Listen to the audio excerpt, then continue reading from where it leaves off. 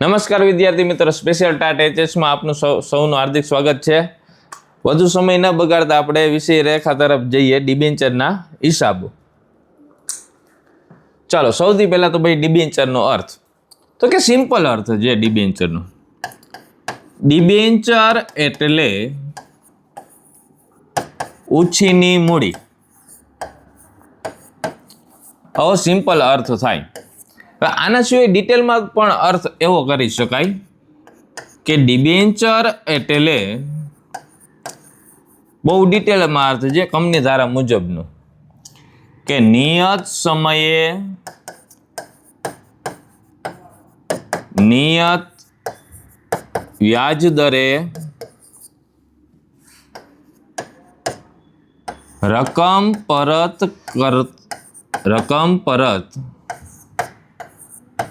કરવાની શરતો દર્શાવતો દસ્તાવેજ। રેડી? નિયત સમય, આની જગ્યાએ તમે શબ્દ વાપરી શકો નિયત મુદત, નિયત વ્યાજ દરે, એટલે જે ટકાનો વ્યાજ દર આપણે નક્કી કરેલો હોય એ વ્યાજ દર છે એ આપણે યરલી એને પે કરવાનો થાય। દાખલા તરીકે આપણે લઈએ ભાઈ 1 લાખનો ડિબેન્ચર છે અને 8% ડિબેન્ચર છે, તો દર વર્ષે 8% લેખે એટલે 8,000 રૂપિયા છે દર વર્ષે આપણે વ્યાજ પે કરવાનું થાય। આ નિયત વ્યાજ દર થઈ ગયો। નિયત સમય એટલે દાખલા તરીકે 5 વર્ષનો ડિબેન્ચર હોય તો 5 વર્ષ સુધી કન્ટિન્યુ આપણે 8,000 રૂપિયા પે કરવાના અને 8 વર્ષ પૂરા થાય એટલે મુદ્દલ રકમ એટલે 1 લાખ રૂપિયા છે એ પરત કરવા। આ પરત કરવાની શરતો દર્શાવતો દસ્તાવેજ એને કહેવાય ડિબેન્ચર। સિમ્પલ ભાષામાં કહીએ તો ભાઈ ડિબેન્ચર એટલે ઉછીની મૂડી। હવે ડિબેન્ચર ધારક અને કંપની આ બંને વચ્ચે દેવાદાર લેણદારનો સંબંધ થાય, એટલું યાદ રાખવાનું। કેવો સંબંધ? તો કે ભાઈ દેવાદાર અને લેણદારનો સંબંધ થાય। ડિબેન્ચર ધારક છે એને આપણે રૂપિયા ઉછીને આપ્યા છે તો આપણી ફરજ છે એને પાછા રૂપિયા દેવાના, એટલે બંને વચ્ચે દેવાદાર લેણદારનો સંબંધ છે એવું કહી શકાય। ચાલો નેક્સ્ટ જોઈએ। ચાલો, ડિબેન્ચર મૂળ કિંમતે પ્રીમિયમથી વટાવથી બહાર પાડવા। જેવી રીતના શેરની અંદર કન્ડિશન હતી એ જ કન્ડિશન છે ડિબેન્ચરની અંદર લાગુ પડે। દાખલા તરીકે 100 રૂપિયાનો એક ડિબેન્ચર છે, પહેલી કન્ડિશન મૂળ કિંમત, તો કે 100 રૂપિયાનો ડિબેન્ચર છે એ 100 રૂપિયામાં જ બહાર પાડવામાં આવે, એટલે જેટલી કિંમત છે એટલા રૂપિયામાં જ ડિબેન્ચર વેચવામાં આવે એને કહેવાય મૂળ કિંમતે।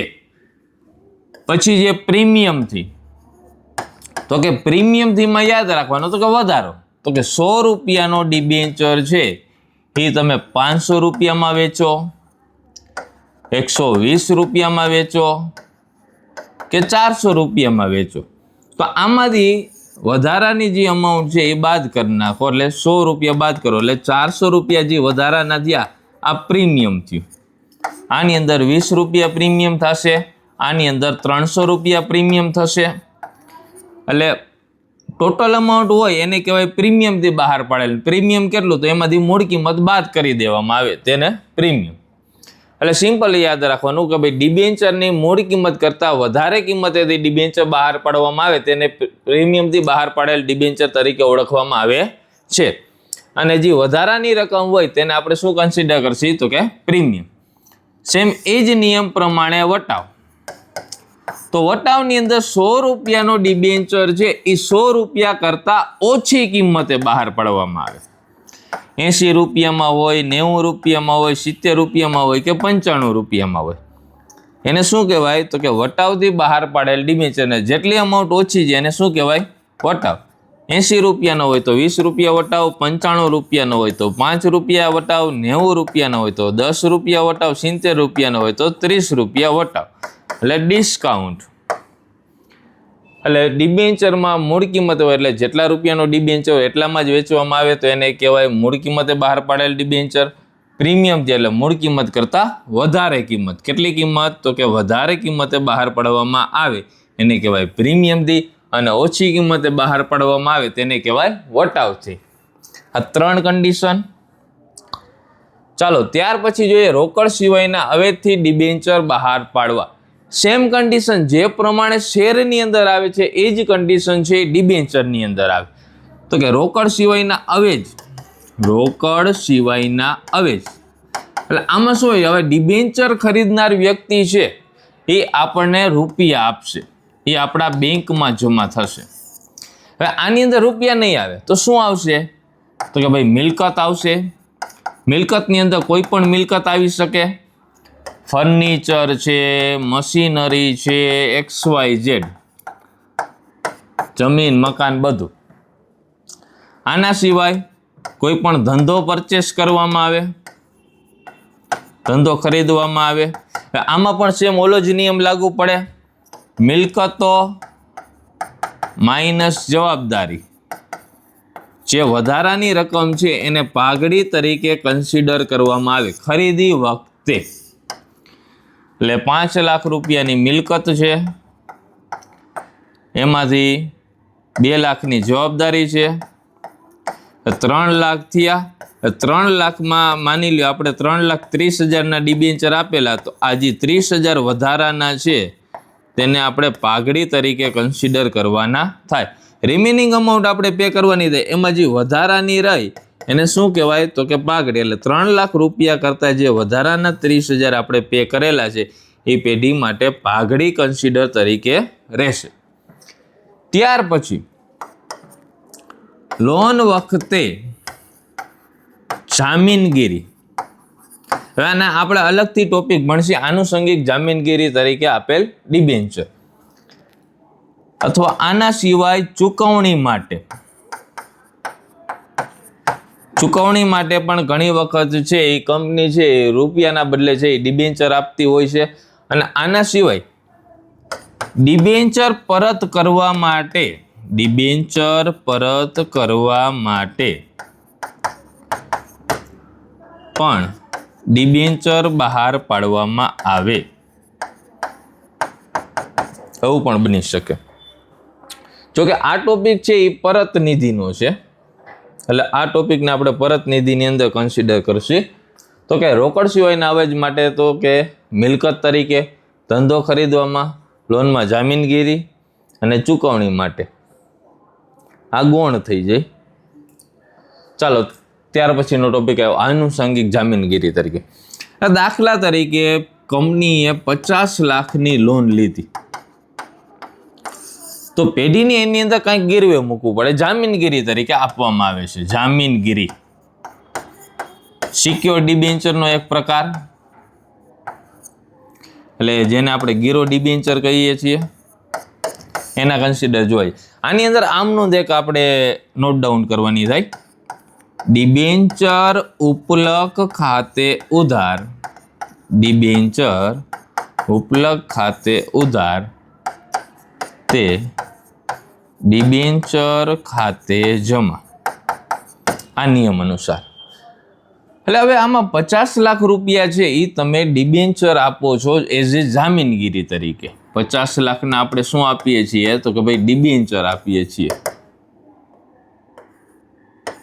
તો આ જે 50 લાખના આપણે ડિબેન્ચર આપીએ છીએ જામીનગીરી તરીકે, તો એની એન્ટ્રી અહીંયા થશે 50 લાખ ડિબેન્ચર ઉપલક ખાતે ઉધાર તે ડિબેન્ચર ખાતે જમા 50 લાખ.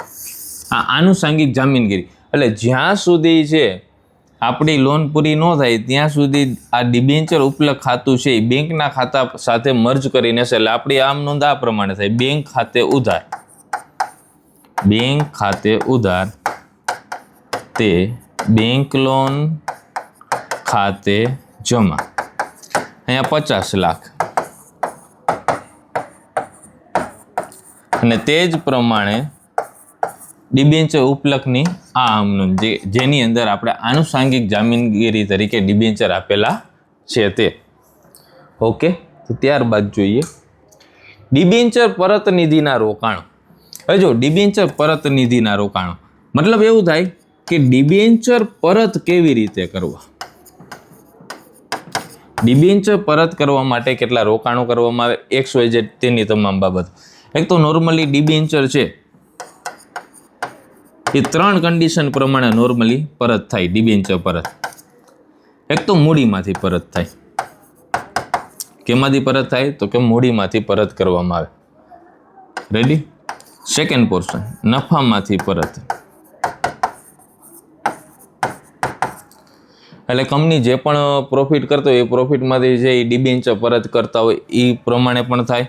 પછી કંપની પાસે જેટલી શેર મૂડી હોય એમાંથી પરત કરવામાં આવે. કંપનીની જે પણ XYZ મૂડી હોય એમાંથી અનામત મૂડી હોય કે XYZ કોઈ પણ મૂડી હોય. ત્યાર પછી આવે ડિબેન્ચર પરત કરવા માટે. ડિબેન્ચર પરત કરવા માટે ફરીથી ડિબેન્ચર બહાર પાડવા. આ પ્રમાણે પણ ડિબેન્ચર છે એ રિટર્ન કરવામાં આવતા હોય છે. હવે આના સિવાય થોડુંક છે આપણે જોઈએ તો એક તો ગીરો ડિબેન્ચર છે. તો ગીરો ડિબેન્ચર છે જેની અંદર કોઈ પણ પેઢીની કે કંપનીની મિલકતો છે એ ગીરો મૂકવામાં આવે અને એના આધારે ચૂકવણી થતી હોય. જો ડિબેન્ચરના નાણાં આપણે પરત ન કરી શકીએ તો આ મિલકતોનું વેચાણ કરી અને ત્યારબાદ છે એ ડિબેન્ચરના નાણાં છે એ પરત કરવામાં આવતા હોય છે. ત્યાર પછી જોવા જઈએ તો ભાઈ બેરર ડિબેન્ચર. આ બેરર ડિબેન્ચર છે એ બહાર પાડવા માટે RBIની મંજૂરી જરૂરી છે. હવે બેરર ડિબેન્ચરને રોકડ રૂપિયા જેવા ડિબેન્ચર ગણવામાં આવે છે, જેને ટૂંકમાં કહીએ તો ભાઈ ચલણી નોટ સમાન. કેના સમાન? તો કે ચલણી નોટ સમાન. એટલે મારી પાસે 50,000ના ડિબેન્ચર હોય તો એને 50,000 રૂપિયાની નોટ કહી શકાય. આથી આ બેરર ડિબેન્ચર. ત્યાર પછી આવે રૂપાંતર પાત્ર ડિબેન્ચર. હવે આના પેટા પ્રકાર છે: રૂપાંતર પાત્ર, બિન રૂપાંતર પાત્ર અને અંશતઃ. રૂપાંતર પાત્ર. રૂપાંતર પાત્રમાં શું હોય? તો કે જેટલા ડિબેન્ચર છે એ તમામ ડિબેન્ચરનું ઇક્વિટી શેરમાં રૂપાંતર થાય. શું થાય? તો કે જેટલા ડિબેન્ચર પરચેસ કરેલા હોય એ બધા ડિબેન્ચરનું ઇક્વિટી શેરની અંદર કન્વર્ઝેશન થાય. પછી બિન રૂપાંતર પાત્ર હોય એની અંદર જેટલાના ડિબેન્ચર હોય એટલા ડિબેન્ચર સામે તમને નાણાં પ્રોવાઈડ કરવામાં આવે, એટલે રોકડમાં ચૂકવણી કરવામાં આવે, એને કહેવાય બિન રૂપાંતર પાત્ર. અંશતઃની અંદર એવું થાય કે તમારા જેટલા ડિબેન્ચર છે એ ડિબેન્ચરમાંથી અમુક હિસ્સો છે એ ઇક્વિટી શેરનો હોય, જ્યારે અમુક હિસ્સો છે એ તમને રોકડમાં એટલે કે બેંકમાં તમારા ખાતાની અંદર જમા કરવામાં આવે, એટલે નાણાકીય દ્રષ્ટિએ છે એનું પેમેન્ટ કરવામાં આવે. એટલે આ કન્ડિશન. હવે આ જ કન્ડિશન છે એ પરત નિધિના રોકાણો સાથે ઘણી વખત છે એ કમ્બાઈન હોય. એટલે ડિબેન્ચર પરત કેવી રીતે કરવાના છે? ઇક્વિટીની દ્રષ્ટિકોણથી પરત કરવાના, એટલે બધા શેરનું ઇક્વિટી શેરમાં રૂપાંતર થાય છે. બધાના નાણાં પરત કરવાના હોય તો કેમાંથી પરત કરશી? મૂડી એટલી બધી છે, સોરી પહેલાં તો જોવાનું થાય પ્રોફિટ. જો પ્રોફિટ હોય તો એ પ્રોફિટ અનુસાર છે એમાંથી છે એ પરત કરવામાં આવતા હોય છે. જ્યારે મૂડી છે તો પ્રોફિટ એટલો બધો ન હોય તો મૂડીમાંથી પરત કરવામાં આવે. એમ લાગે ભાઈ મૂડીનું પ્રમાણ પણ ઓછું છે તો ડિબેન્ચરના બેઝ ઉપર ડિબેન્ચર ફરીથી બહાર પાડીને પણ કરવામાં આવતો હોય. આના સિવાય હજી એક ઓપ્શન આપણે કહી શકીએ કે જેવી રીતના ડિબેન્ચર બહાર પાડવામાં આવે છે એવી રીતના ઇક્વિટી શેર બહાર પાડીને પણ નાણાં ચૂકવવામાં આવતા હોય છે. પણ એ દરમિયાન કંપનીની શેર મૂડી છે એટલી હોવી જોઈએ. એના આવેદનપત્ર અને નિયમન પત્રની અંદર છે એ મૂડીનો ઉલ્લેખ હોય અને એમાંથી મંગાવેલી મૂડી ઓછી હોય. મંગાવેલી મૂડી, આ દાખલા તરીકે કંપનીની કુલ મૂડી છે એ 1 કરોડ રૂપિયાની છે. 1 કરોડમાંથી કંપનીએ સપોઝ 50 લાખ રૂપિયા છે એના જ શેર બહાર પાડેલા હોય તો બાકીના 50 લાખ છે એ નહીં મંગાવેલ છે, એટલે એ બહાર પાડેલા નથી. તો એ બહાર પાડીને પણ છે એ ચૂકવણી કરી શકે, એટલે ડિબેન્ચર પરત કરવા માટે એ શેર પણ બહાર પાડી શકે છે. હવે એ ઇક્વિટી શેર બહાર પાડે કે પ્રેફરન્સ શેર બહાર પાડે તે કંપનીનો પોતાનો અંગત પ્રશ્ન છે. એટલે અહીંયા ખાલી ઇક્વિટીના બદલે આપણે પ્રેફરન્સ પણ લખી શકીએ. એટલે ઇક્વિટી શેર અને પ્રેફરન્સ શેરના બેઝિસે બહાર પાડી અને નાણાંની ચૂકવણી કરવી. તો આ હતું આપણું ડિબેન્ચર. થેન્ક યુ વિદ્યાર્થી મિત્રો. આજ માટે આટલું જ.